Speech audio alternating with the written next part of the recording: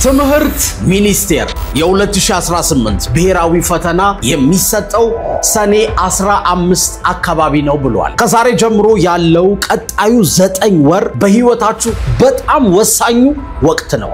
ወላጅ ቤተሰብ በዙሪያችሁ ያለ ሰው ሁሉ የብሔራዊ ፈተና ውጤታችሁን ይጠብቃል። እናንተ ጋር ያለው ጭንቀትና ሐሳብ ደግሞ ይገባኛል። የትምህርቱ መብዛት 120 ቻፕተሮችን አጥንቶ መጨረስ ከዛ የጨረሳችሁትን ማስታወስ ለብዙ ተማሪ ተስፋ አስቆራጭ ነገር ነው። በዛ ላይ ከዚህ በፊት ጎበዝ አይደለሁ፣ ማትስ ፊዚክስ ይከብደኛል፣ ባዮሎጂ አልወድም፣ ሂስትሪ አጥንቼ እረሳዋለሁ የሚል ተማሪ ብዙ ነው። የዚህ ቪዲዮ ዓላማ ለናንተ መፍትሄ መስጠት ነው። ኢንትራንስ 3 ወር ብቻ ሲቀረው አብረውን ተዘጋጅተው ያለፉ 350 400 ያመጡ ብዙ ልጆች አሉ። ታዲያ 9 ወር እኮ ብዙ ነው አይደለም ለማለፍ ከ500 በላይ ለማምጣት ሁሉ ትችላላችሁ። ስለዚህ ምንም ተስፋ የሚያስቆርጥ ነገር የለም። አብዛኞቻችሁ አይምሯችሁ ውስጥ የሆነ ቁጥር አለ እንደው እንዲህ ባመጣ የምትሉት። አስቡት እስኪ ያ ውጤት ተሳክቶ ጓደኞቻችሁ መምህሮቻችሁ በውጤታችሁ ሲደነግጡ ሲገረሙ ቤተሰብ ሲኮራባችሁ እንኳንም አንገቴን ደፍቼ ተዘጋጀው ብላችሁ ስትደሰቱ አስቡት። የመረጣችሁት ዩኒቨርሲቲ ስትገቡ ካምፓስ ብዙ ስኪል ስታዳብሩ ጎን ለጎን ስራ ስትሰሩ ገንዘብ ስታገኙ ይሄ ሁሉ ሊሆን የሚችለው ግን ቀጣዩን 9 ወር ጥንቅቅ አድርጋችሁ ከተጠቀማችሁበት ነው። ጥያቄው እንዴት አድርጌ ልጠቀምበት የሚለው ነው። ባለፈው ዓመት ለ12ኛ ክፍል ተፈታኞች በእያንዳንዱ ቀን የሚያጠኑበትን የጥናት ፕሮግራም ሰጠናቸው። ከዛ እሁድ ከኢንትራንስ ጥያቄ ያዘጋጀን በየሳምንቱ ባጠኑት ዙሪያ ፈተና ፈተናቸው። ከ400 ተማሪዎች ውስጥ 390 ብሔራዊ ፈተናን በምርጥ ውጤት አለፉ። አርሴማ የምትባል ልጅ በናቹራል ሳይንስ 545 አመጣችኛ ጋር። ረቢራ ስሜ የሚባል ልጅ ከሶሻል 525 አመጣ። ለናንተ ግን የጥናት ፕሮግራም እና ሳምንታዊ ፈተና ብቻ አይደለም የምንሰጣችሁ። እያንዳንዱን ትምህርት ከዜሮ ጀምረን እናስጠናችኋለን። ቤዚክ ወይም መሰረታዊ ዕውቀት እናሲዛችሁና አድቫንስድ ሌቭል ድረስ እናስተምራችኋለን። በጣም ብዙ የኢንትራንስ ጥያቄ እናሰራችኋለን። ትምህርትን ኢንጆይ እንድታደርጉት አድርገን ሳትጨነቁ ህልሜ የምትሉት በጣም የምትጓጉለትን ውጤት እንድታመጡ እናደርጋችኋለን። ለዛ ነው ጎበዝ ብትሆን ባትሆን ችግር የለውም። ዋናው በቁራጥነት መዘጋጀት ነው። በ9 ወር እንዴት እንደምንዘጋጅ ምን ማድረግ እንዳለባችሁ በጣም አሳጥሬ ነግራችኋል። ህይወታችሁን እስከ መጨረሻው የሚቀይር ቪዲዮ ስለሆነ በትኩረት እስከ መጨረሻው አዳምጡ።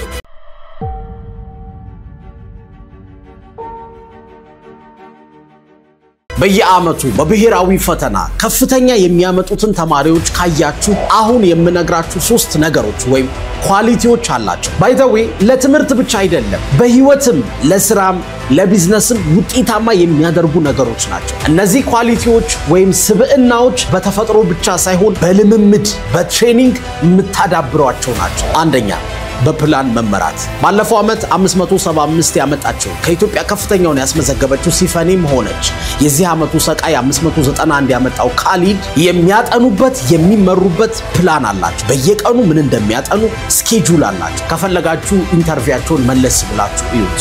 አንድ ፎቅ ስትሰራ አካሄዱን እያየን እንቀጥላለን።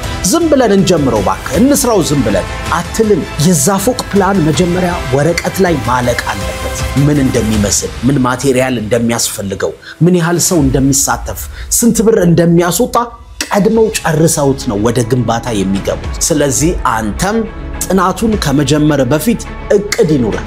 እንዴት አድርጌ ነው በ9 ወር የምጨርሰው? ስንት ጊዜ ይፈጅብኛል? በዚህ ጊዜ ይሄን አደርጋለሁ፣ ከዛ እከልሳለሁ፣ ከዛ ጥያቄ እሰራለሁ ምናምን የሚል እቅድ ያስፈልጋል። ጥርት ያለ። ለዛ ነው እኛ የጥናት እቅድ ወይም ፕላን አውጥተን በዚህ ጊዜ ይሄን ጨርሰን ከዛ ይሄንን አድርገን ከዛ በእንደዚህ መንገድ ወደ ኢንትራንስ እንገባለን ብለን ፕላን የምናወጣው ውጤታማ ለመሆን በጣም ወሳኝ ነገር ስለሆነ። ብዙ ተማሪዎች የሚቆጫቸው ምንድነው? ወይኔ ተዘናግቼ ጊዜው ሳይበቃኝ ቀረው ሳላጠና ቀረው ለመከለስ እኮ በቂ ጊዜ አላገኘሁም ብዙ ጥያቄ እኮ አልሰራሁም ይላሉ በቁጭት። ትልቁ ችግራቸው ግን እቅድ ይላቸው። የሆነ ቀን ትዝ ሲላቸው ነው የሚያጠኑት፣ ደስ ሲላቸው ነው የሚያነቡት። ከዛ ፈተና ሲደርስ ይደነግጣሉ፣ ጥሩ ውጤት አያመጡ። ሁለተኛው በጣም ወሳኝ ጸባይ ዲሲፕሊን ነው። የፈለገ ምርጥ ፕላን ቢኖርህ እቅድ ብታወጣ ወደ ተግባር ካልቀየርከው ውጤታማ አትሆንም። የፈለገ ምርጥ ፎቅ ወረቀት ላይ ብትስል ፕላኑን መሬት ላይ ካላወረድከው ባዶ ምኞት ሆኖ ይቀራል። በ9 ወር እጨርሳለሁ ብለህ ጥናቱን ቆይ ነገ ጀምራለሁ ቆይ ቀጣይ ሳምንት እያልክ ከሰነፍክ ወይ ደግሞ ማጥናት ጀምረህ የክላስ ውጤት ዝቅ ሲል ሙድ ሲረበሽ የምታቆም ከሆነ ዲሲፕሊን የለህም። ዲሲፕሊን ማለት ደበረህ ደሳለህ ሙድህ ነው ሙድህ አይደለም ጥናትህን ትቀጥላለህ አታቆምም። ሮናልዶ ሜሲ ቢሸነፉ ልምምድ ሜዳ በማግስቱ ይቀራሉ? በፍጹም። ጥረታቸውን ያቆማሉ? ኖ። ወርልድ ክላስ የሆነ ስኬት እንዲያገኙ የረዳቸው ሁሉ ጊዜ ጥረታቸውን አያቆሙ እንደውም እልህ ይይዛቸዋል። ዲሲፕሊን እንዲኖርህ ምን እንደምናደርግ እነግራችኋለሁ። ሶስተኛውና የመጨረሻው አስፈላጊ ኳሊቲ ትኩረት። በቃ በዚህ በእኛ ዘመን የአሸናፊዎች ሚስጥር ትኩረት ነው። አንተ ቆንጆ እቅድ አውጥተህ ዲሲፕሊን እንዲኖርህ እየታገልክ ነገር ግን የሚያዘናጉህን ነገሮች መቆጣጠር ካልቻልክ ከባድ። ቲክቶክ አለ፣ ቴሌግራም አለ፣ ቻቱ አለ፣ ኢንስታግራም አለ፣ ሙቪታ ያላችሁ ስናፕቻት የሚጠቀም አለ፣ ከጓደኛው ጋር ብዙ ጊዜ የሚያሳልፍ አለ። ይሄንን ሁሉ ይቅርብኝ እምቢ ብለህ ጥናት ላይ ማተኮር አለ።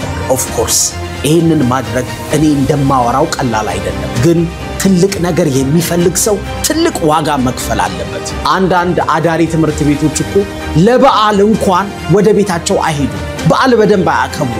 መውሊድ ቢመጣ ገና ቢመጣ ቤተሰብ ጋር አይሄዱ። ሙሉ ትኩረታቸው ሙሉ ሐሳባቸው ኢነርጂያቸው ትምህርት ላይ። ለዛ ነው እኮ ኢትዮጵያ ውስጥ በብሔራዊ ፈተና ከፍተኛውን ውጤት እነሱ የሚያስመዘግቡት በብዛት ማለት ነው። አንተም የግድ አዳሪ ትምህርት ቤት መግባት አይጠበቅብህም። ውስጥህን ማሳመን፣ ለማይጠቅምህ ነገር እምቢ ማለት፣ ጊዜህን ማባከም ማቆም አለብህ። የት ሊያደርሰኝ ነው ቲክቶክ ማየቱ? ህይወቴን ምን አድርጎ ይቀይረዋል? ስልኬ ላይ የማይጠቅመኝን ነገር የማየው የት ልደርስ ነው? ምን ልሆን ነው ማለት አለ። ያንተ ስራ መማር፣ እሱ ላይ ትኩረት አድርግ። ስለዚህ ሶስቱ ነገሮች ካሉ እመነኝ ከ500 በላይ ብቻ አይደለም ከ550 በላይ ለማምጣት ራሱ ማንም አያቆምም። አሁን ደግሞ በ9 ወር ውስጥ እንዴት እንደምናጠና እቅዱን እነግራችኋለሁ። እንዴት ዲሲፕሊን እንደሚኖራችሁ እነግራችኋለሁ።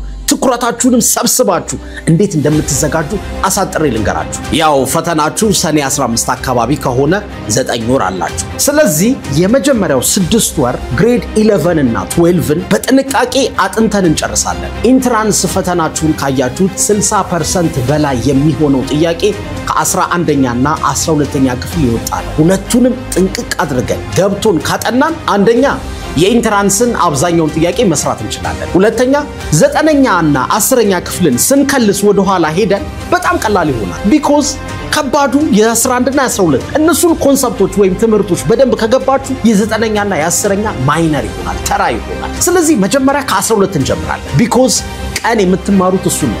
ስለዚህ ቀደም ብለን ገፋ ማድረግ አለ። 2 ቻፕተሮች ወይ 1 ቻፕተር እንጨርስና ወደ 11 እንመለሳለን። 11ንም ትንሽ ገፋ እናደርግና ደግሞ ወደ 12 እንመጣለን። ምክንያቱም ቀን ከምትማሩት ጋር ቀደም ይያልን ለመሄድ ማለት ነው። አብዛኛው ትምህርት ቤት የ12ኛ ክፍል ትምህርትን በ9 ወር ሊጨርስ ይችላል ግንቦት ላይ። እኛ ግን ቀድመን በ6 ወር ነው የምንጨርሰው። አዳሪ ትምህርት ቤቶችን ማየት ትችላላችሁ። ቶፕ የሚባሉ ምርጥ የግል ትምህርት ቤቶችን ካያችሁ ገና ፈርስት ሴሚስተር ላይ ነው 12ን የሚጨርሱ። ለምን እንዴ? ከዛ በኋላ የቀረውን ጊዜ ከ9 እስከ 12 ያለውን ሲከልሱ ሞዴል ሲፈተኑ የብዙ ዓመት ፈተና ሲሰሩ ያጠፋሉ። ትልቁ የስኬታቸው ሚስጥር ይሄ ነው። እኛም እኮ ይሄንን ነው የምናደርገው። ግን እንዴት አድርጋችሁ ነው የ11 እና የ12ኛ ክፍልን ትምህርቶች በ6 ወር ውስጥ የምታስጨርሱን ካላችሁ እሱ እኮ ነው ስራችን።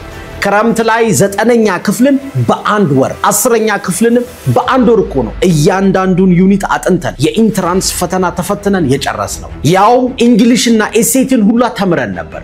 እውነት መሆኑን ማረጋገጥ ከፈለጋችሁ ፊውቸርኤክስ አፕሊኬሽን ላይ ግቡና ለ2018 ብሔራዊ ፈተና የክረምት ዝግጅት የሚለውን ኮርስ በነፃ ከፍታችሁ እዩት። በ8 ሳምንት ነው የ9ንም የ10ንም አንድ ላይ የጨረሰ። ስለዚህ የጥናት ፕሮግራማችን የሚጀምረው የፊታችን ሰኞ መስከረም 28 ነው። የመጀመሪያው ሳምንት ናቹራሎች የግሬድ 12ን ማትስና ባዮሎጂ ዩኒት 1 ጥንቅቅ አድርገን እንጨርሳለን ከእንግሊሽ ጋር ማለት ነው። ሶሻሎች ደግሞ የግሬድ 12ን ማትስና ሂስትሪ ዩኒት 1ን ከእንግሊሽ ጋር እናጠናለን። እንግሊሽ ምን ቶፒክ ላይ እንደምንዘጋጅ እዛው የጥናት ፕሮግራሙ ላይ እንነግራችኋለን። የጥናት ፕሮግራሙ ላይ በምን ቀን እንደምታጠኑ ምን ያህል ሰዓት እንደሚያስፈልግ ኤቭሪቲንግ በዝርዝር እንነግራችኋለን። እሱ ብቻ አይደለም፣ ለእያንዳንዱ ትምህርት የምታጠኑበት ኖት አለ። ኖቱ የተዘጋጀው ከቴክስት ቡካችሁ ለርኒንግ ኮምፒተንሲ መሰረት አድርገን ነው። ከ15 ዓመት በላይ ከሰበሰብናቸው የኢንትራንስ ጥያቄዎች ጋር አያይዘነው ማለት ነው ኖቱ። ስለዚህ አንድ ተማሪ ኖቱን ጥንቅቅ አድርጎ ካነበበ አንድም የኢንትራንስ ጥያቄ ኤክስ አይገባበት። ከዛ ደግሞ ከኖቱ ጋር አብሮ መለማመጃ ጥያቄ አለ። ምክንያቱም ያነበባችሁትን በጥያቄ ማስታወስ ስላለባችሁ። ይሄውላችሁ ኖቱን ስታነቡ ግራ እንዳይገባችሁ ቀለል አድርጎ እያብራራ ትምህርቱን በሙሉ የሚያስረዳ ጥያቄውን በሙሉ የሚያሰራችሁ ቪዲዮም አለ። የኛ መምህሮች ትምህርቱን ቀለል አድርገው አሳስቀው እንዲገባችሁ አድርገው ነው የሚያስተምሩ። እሱ ብቻ አይደለም፣ ሲያስተምሯችሁ የአጠናን መንገዶች ይነግሯችኋል፣ ትሪኮች ይሰጧችኋል፣ ቲፖችን ይነግሯችኋል። እንዲህ ብታረጉ ታስታውሱታላችሁ፣ ሚሞራይዝ ለማድረግ ይህንን ሾርት ከተጠቀሙ እንዲህ አድርጉ ይሏችኋል። ክረምት ላይ የሰራነውን ቪዲዮ ገብቶ በነፃ ማየት ይቻላል። ይህንን ለማረጋገጥ FutureX አፕሊኬሽን ላይ ማለት ነው። ቪዲዮ ደግሞ ረጃጅም ሆኖ እንዳይሰለቻችሁና ያጠናችሁትን እንዳትረሱ ደግሞ ፖሞዶሮ ቴክኒክ እንጠቀማለን። ዓለም ላይ ሰቃይ የምትሉ ተማሪ በሙሉ የሚጠቀምበት ሳይንስ ያረጋገጠው ምርጥ መፍትሄ ነው። ፖሞዶሮ በየ30 ደቂቃው እረፍት ያደረጉ ማጥናት። እረፍት ባረክ ቁጥር አይምሮ ያጠናውን ማስታወስ ይችላል ወይም ዳጀስት ያደርገዋል። ስለዚህ የ11 እና የ12ኛ ክፍል ትምህርቶች ሰፋፊ ስለሆኑ በየ30 ደቂቃው እዚህ ጋር አቁሙና እረፍት አድርጉ እንላችኋለን። በቪዲዮ ስታጠኑ ማለት ነው። ከዛ ብዙ ነገር ሚሞራይዝ ማድረግ ማስታወስ ትችላላችሁ። ትምህርቱ ራሱ በቀላሉ ይገባችኋል። በቃ ዓላማችን ደስ ያላችሁ ታጠናላችሁ። ከዛ በፕሮግራማችን መሰረት ከሰኞ እስከ አርብ ትዘጋጃላችሁ፣ ትምህርቱን ታነባላችሁ፣ ቅዳሜ ትከልሳላችሁ፣ እሁድ የፈተና ቀን ነው። ባጠናችሁት ዙሪያ ቲፒካል ኢንትራንስን የመሰለ ፈተና ትፈተናላችሁ። የእሁዱ ፈተና ዓላማ ምንድነው መሰላችሁ? እናንተን ገና ካሁኑ ለኢንትራንስ ማዘጋጀት። የእሁዱን ፈተና አንዱን ጠዋት፣ ሌላኛውን ምሳ ሰዓት፣ ሌላኛውን ደግሞ ወደ ማታ ያደረጋችሁ ትፈተናላችሁ። ከዛስ ሁለተኛው ሳምንት ላይ ናቹራሎች ግሬድ 12 ኬሚስትሪ እና ፊዚክስ ዩኒት 1 እና ኤስኤቲንም ጨምረን እናጠናለን። ሶሻሎች ደግሞ ግሬድ 12 ጂኦግራፊ እና ኢኮኖሚክስ ዩኒት 1ን ከኤስኤቲ ጋር አድርገን እናጠናለን። ከዛስ ከሰኞ እስከ አርብ ይሄንን ያህል ሰዓት አጥኑ እንላችኋለን።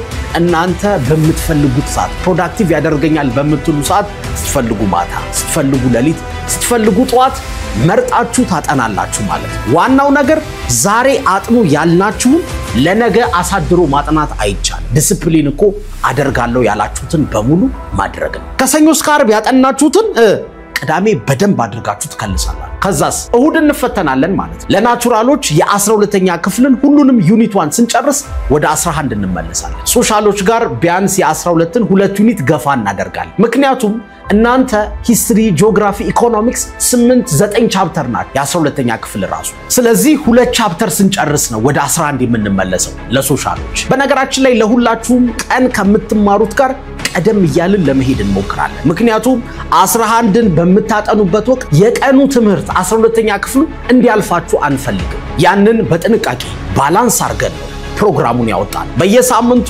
3-4 ቻፕተሮችን እየጨረስን እንሄዳለን። ሌላው ወሳኝ ነገር እንግሊሽ እና ኤስኤቲ ሁሌ በየሳምንቱ አይቀርም።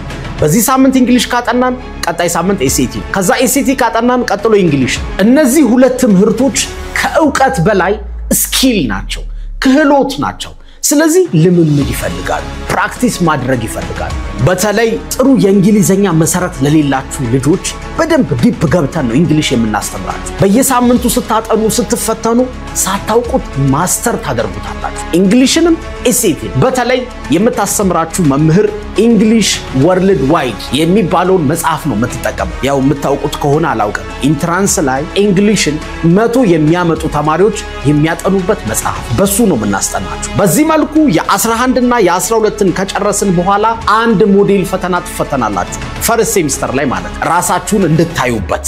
ከዛስ ኦፊሻሊ ክለሳ እንጀምራለን ከ9 እስከ 12 ያለውን ማለት እንዴት እንደምንከልስ በዝርዝር ጊዜው ሲደርስ ነግራችኋል። ግን ጀነራሊ ምን እንደምናደርግ ልንገራችሁ ለጠቅላላ ዕውቀት። ለዘጠነኛ ክፍል 2 ዊክ እንሰጠዋለን። ከዛ ወሳኝ የሚባለውን ኢንትራንስ ላይ የማይቀረው ነገር መርጠን እንዘጋጃለን። ከዛ ዘጠነኛ ክፍል ላይ ትኩረት ያደረገ ፈተናም ይኖረናል። እንዴ 2 ሳምንት እኮ በጣም አጭር 9ን ለመጨረስ አይበቃም ካላችሁ 11 እና 12ን በደንብ ገብቶት ያጠና ተማሪ ዘጠነኛ ክፍል መዋለ ሕፃናት ነው የሚሆንለት፣ ይቀለዋል። ስለዚህ አትቸገሩ። ቀጥሎ 10ኛ ክፍልንም በ2 ሳምንት እንጨርሰዋለን፣ እንከልሰዋለን። ከዛ ፈተና እንፈተናለን። ከዛ ግን 11ኛ ክፍል ረጅም ስለሆነ 3 ሳምንት እንሰጠዋለን። 12ን በዚህ ዓመት የተማራችሁት ስለሆነ 2 ሳምንት ይበቃዋል፣ ቅርብ ስለተማራችሁ። ከዛ ክለሳ እንደጨረስን 5 ሞዴል እንፈትናችኋለን። ባለፈው ዓመት 3 ሞዴል ብቻ ነበር የፈተናቸው፣ እናንተን ግን 6 ሞዴል እንደማለት። ያው 11 እና 12ን ስንጨርስ ፈረስ ሴሚስተር ላይ 1 ሞዴል አለ። ከዛ ከ9 እስከ 12 ያለውን ከልሰን ስንጨርስ 5 ሞዴል ይኖረናል። ሞዴሉ ኢንትራንስን የመሰለ ነው። ቲፒካል በቃ ባዮሎጂ 100 ጥያቄ፣ ኬሚስትሪ 80፣ ማትስ 60፣ እንግሊሽ 120 ወይ 100፣ ሂስትሪ 80፣ ጂኦግራፊ 100 እያደረግን ነው የምንፈትናችሁ። እንደ ዋናው ፈተና ማለት ነው። በቃ ብሔራዊ ፈተናን ቀድማችሁ ትለማመዱታላችሁ። ከዛስ ራሳችሁን ታዩበታላችሁ። የመጀመሪያው ሞዴል ላይ ብዙ ስህተት የሰራችሁበትን ቻፕተር ትከልሳላችሁ። ከዛ ቀጣዩ ላይ ደግማችሁ አትሳሳቱ። ክፍተታችሁን እየሞላችሁ ትሄዳላችሁ። ከአንዱ ሞዴል ወደ ሌላው ሞዴል ስትሄዱ ራሳችሁን እያሻሻላችሁ ውጤታችሁ ከፍ እያለ ይሄዳል። ብሔራዊ ፈተናን የሚመጥን ኮንፊደንስ ይኖራችኋል። ትምህርቱን በደንብ ተዘጋጅታችኋል። ፈተና ላይ ስትገቡ ደግሞ እንዳትደነግጡ፣ እንዳትፈሩ ደግሞ የፈተና ሳይኮሎጂን እንመካከርና ገብታችሁ ኢንትራንስን እንደ ክላስ ፈተና 60 ከ60 100 ከ100 ታመጣላችሁ ማለት ነው። እኛ እቅድ ማውጣት ብቻ ግን አይደለም። ወሳኙ ነገር ቅድም እንዳልኳችሁ ከእቅዱ በላይ ዲሲፕሊን ነው። ስለዚህ ዲሲፕሊን እንዲኖራችሁ በእያንዳንዱ ቀን የዕለቱን ፕሮግራም እንነግራችኋለን፣ እናስታውሳችኋለን። ዛሬ ይሄ ትምህርት ነው ተነስና አጥና፣ ይሄንን ጨርስ እንላችኋለን። ፈተና ሲሆን ደግሞ ፈተናው ተለቋል፣ በዚህ መንገድ ግቡና ተፈተኑ እንላችኋለን። አትዘናጉ፣ ጊዜያችሁ አይባክንም። ብዙ ተማሪ ደስ ሲለው ነው የሚያጠናው። ከዛ ሌላውን ተማሪ ሲያጠና ያይና ይጨነቃል። እኔ እኮ ፈዝሻለሁ፣ ወደ ኋላ ቀርቻለሁ፣ ሌላው እኮ እየተዘጋጀ ነው ብሎ ጭንቅ ይለዋል። እናንተ ጋር ግን መጨነቅ የለም።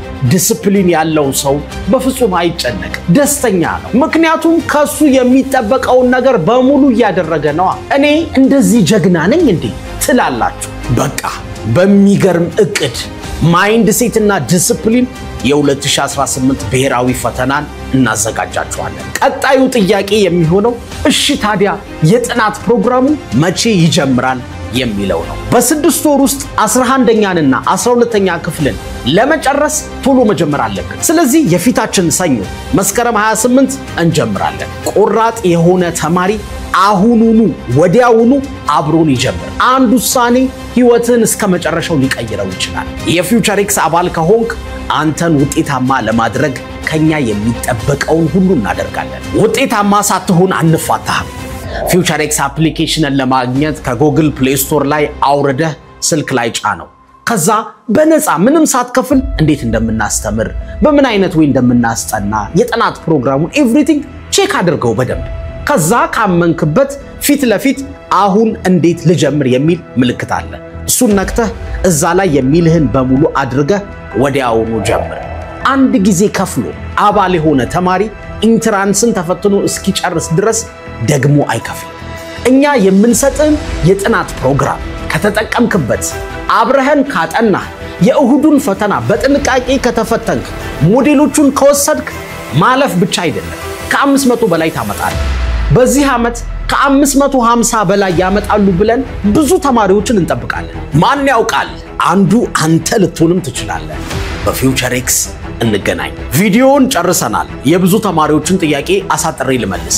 አንደኛ ቪዲዮውን ዘግይቼ ካየሁትስ የጥናት ፕሮግራሙን ከጀመራችሁ በኋላ መቀላቀል እችላለሁ? አዎ ትችላለህ። ከኛ እኩል የሚጀምር ተማሪ በጣም እድለኛ ነው። ቢኮዝ ምንም ሳይጨናነቅ በፕሮግራሙ መሰረት እኩል አብሮን ጀምሮ እኩል አብሮን ይጨርሳል። ዘግይታችሁ የምትመጡ ተማሪዎች ቶሎ ቶሎ እያጠናችሁ የሳምንቱን ፈተናዎች እየተፈተናችሁ ድረሱብን። ቢያንስ ክለሳውን ሳንጀምር ሁሉንም ዩኒት ከፈር እያደረጋችሁ ድረሱብን። ሁለተኛ ድሮ ጎበዝ አልነበርኩ፣ መሰረት የለኝም፣ ይሄ ኮርስ ይሄ ፕሮግራም ለኔ ይሆናል? ኦፍ ኮርስ ትምርቱን የምናስጠናችሁ ከዜሮ ጀምረን ነው። በተቻለን አቅም መሰረታዊ ዕውቀት እንዲኖራችሁ ፈንዳሜንታል ኮንሰፕት እንድትይዙ አድርገን ነው ምንጀምረው። ከቀላሉ ጀምረን ነው ያሳደግን ወደ አድቫንስድ የምንሄደው። እስኪ የሚያስተምሩበት መንገድ ግን ይገባኛል አይገባኝም የሚለውን ማወቅ ፈልጋለሁ ካላችሁ ምንም ችግር የለም። ጀስት በነፃ በ9 ወር ዝግጅት ከ500 በላይ ማምጣት የሚለውን ኮርስ ንካውና የመጀመሪያው ሳምንት ላይ ያሉትን የ12ኛ ክፍል ትምህርቶችን እንዴት እንደምናስተምር በነፃ ማየት ይቻላል። ሶስተኛ የፊውቸርኤክስ ክፍያ በየወሩ ነው አይደለም፣ በየወሩም በየዓመቱም አይደለም፣ አንድ ጊዜ ብቻ የሚከፈል ነው። ከዛ ሁሉ ጊዜ በነፃ ሁሉንም ማግኘት ይቻላል። ድጋሚ መክፈል የሚባል ነገር የለም። የ12ኛ ክፍል ፈተናን ለማለፍ ቆራጥ መሆን ይፈልጋል። ውስጣችሁን አሳምኑ። የፊውቸርኤክስ አባል ከሆናችሁ ከሰኞ ጀምሮ በዚህ ፕሮግራም እንዘጋጃለን። በርቱ፣ ፈጣሪ ይርዳችሁ። የፊውቸርኤክስ አባል ለሆናችሁም ላልሆናችሁም መልካሙን ሁሉ እመኝላችኋለሁ። እስከ መጨረሻው ስላደመጣችሁኝ በጣም አድርጌ አመሰግናለሁ። ቸር ቆዩልኝ።